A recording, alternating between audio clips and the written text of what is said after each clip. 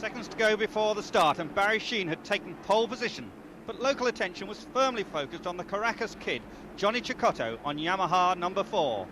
But at the push start, Johnny's bike is slow to start, and it was the tough Italian Virginio Ferrari on Suzuki number 12 who shot into the lead, followed by Wil Hartog of Holland. And Mick Grant was last away and soon retired. So Ferrari took the early lead, but perhaps over-braked into the hairpin, came out slow, then popped a wheelie, but Wil Hartog was right up his exhaust pipes.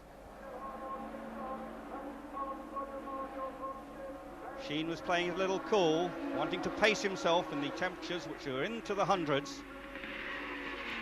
And Britain's Steve Parish was also well up, as was Tom Herron of Ulster.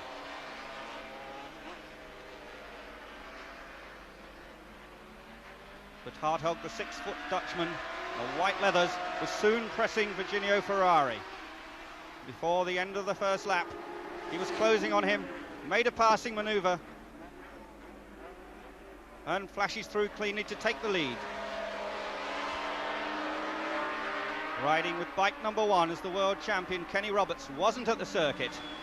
The 1 looks a bit like number 7, which of course is Barry Sheene's number, but bike number 1, Wil Hartog, taking the number that would normally be used by Kenny Roberts out of this race because he injured himself during a test session in Japan. And after 7 laps of the 30, it was Hartog still leading, but Barry Sheene in second place was starting to close up at a second a lap and really putting the pressure onto Wil Hartog. Sheene playing the race very much as he anticipated.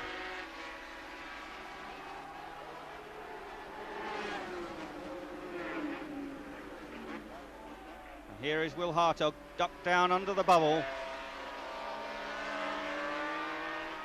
And this was lap number 12. It was to be a vital one for Hartog.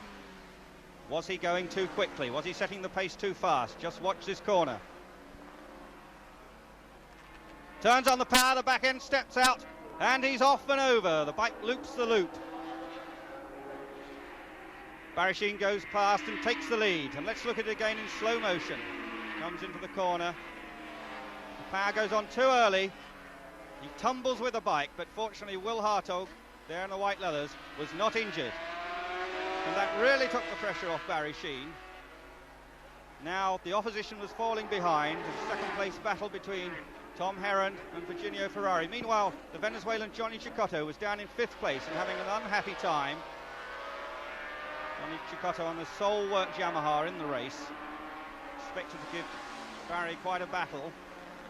Old friends and rivals.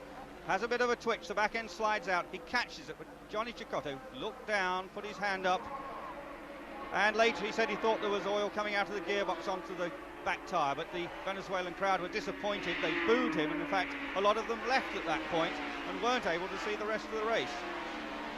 So Barry Sheene was leading. Second, Tom Herron.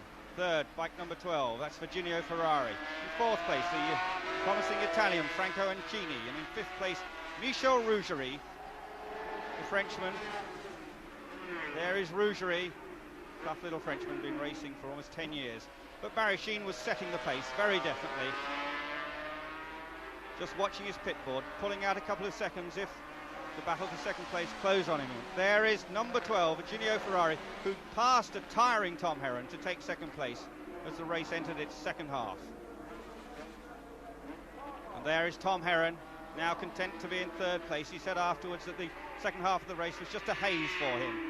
And there you see, with just 1 lap remaining, Barry Sheene, number 7 in the lead. Second, Virginio Ferrari. Third, 18, Tom Herron. Then Franco Uncini, and then Michel Rougerie.